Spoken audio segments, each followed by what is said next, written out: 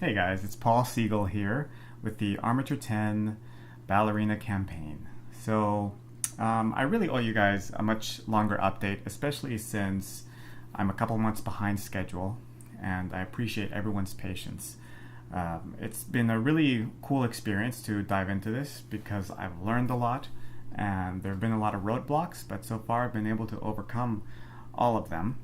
And so I guess what I'll start with is just to point out that what you're seeing here is the prototype that I had designed for the campaign video. At the time, I hadn't really designed the final one because the goal was to generate the actual design of the doll through 3D scanning.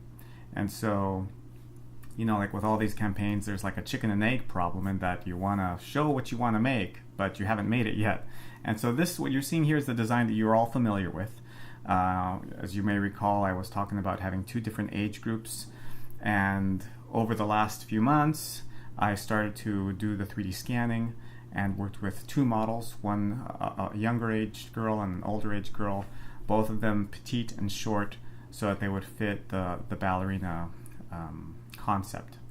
And so what I'm showing here is some of the 3D scan data from which I derived the actual finished surfaces for the dolls that you're going to be getting.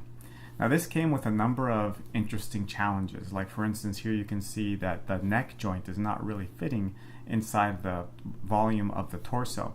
And so there were a lot of interesting things I had to do to be able to make it work so that the joints could fit into the sockets and have all the articulation necessary, but still while staying true to the 3D scanned topology. And so there were a lot of unexpected things I needed to change. And I spent quite a bit of time just doing this part, the 3D scanning and the 3D modeling, and then making all that data fit with the existing articulation design that I borrowed from the Armature 9 series, right? Because ultimately I want both product lines to be compatible with each other. And so there were certain things I couldn't sacrifice. But as you can see here, I was able to pull it off and figure out ways in which to get those sockets to fit where I needed them, but still stay true to the topology that I was able to capture through the 3D scanning data. One of the other kind of cool innovations from this product, you can see the slightly two different colors there, that's to represent two different materials, was this idea of dual 3D printing, where I can work with two materials simultaneously. One is the wood, and another one is a more flexible plastic for the sockets. And that way, rather than having a wood-on-wood contact, there is a wood into plastic contact, which will allow the joints to last a lot longer. So there you can see a comparison between the early prototype that you saw in the video, and on the right, the 3D scanned version. So that's a major change. And one of the other major changes was this idea of getting rid of the articulated toe concept and just sticking with streamlined feet and have the toe fit into like a magnetic socket. What you saw earlier there before this shot was the 3D scan data for the younger and the older girl. Now in terms of manufacturing, which is the phase that I'm in right now, there have been a number of roadblocks as well, some of which I've talked about through the updates. But the first one was, of course, getting the molds to be made. And that came with a whole series of challenges and modifications that had to be made to the design, slight modifications so that I could make things with a two-part mold. And getting the molds themselves manufactured and shipped and to fit the system that I have here, which is a hand-powered injection molding machine, came with its own challenges. And then getting this machine to work and finding the resin that would work with it was another roadblock that I had to overcome. But as you can see here, everything is working and things are going smoothly now. So now I'm just in the production phase, and so far there haven't been any unexpected issues or any surprises.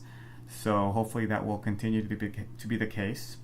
My next goal at this moment is to try to complete a full ballerina in both age groups and do a lot of pictures and send those your way so that you can vote on which one you want to have sent to you for your order.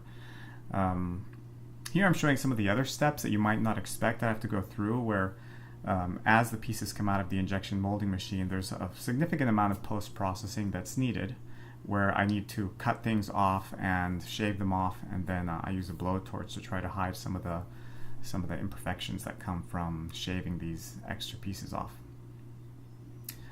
But overall, I'm just super thrilled with how things are turning out. I hope you are as well. Obviously, this is a handmade product, and so it's going to have that textured quality to it that you're seeing here in the videos. But I'm doing everything I can to up my game in terms of my craftsmanship, and I'm learning a lot. And I can't wait to hear what you have to say about the ballerinas once you get them in the mail. These will be going up in price once I actually get around to putting them back up on our storefront.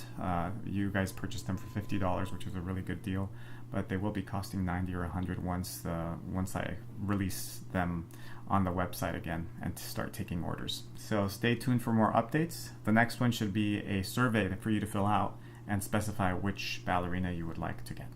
So thanks for listening and thanks for watching. If you have any questions, leave them in the comments. Thanks, guys. Bye.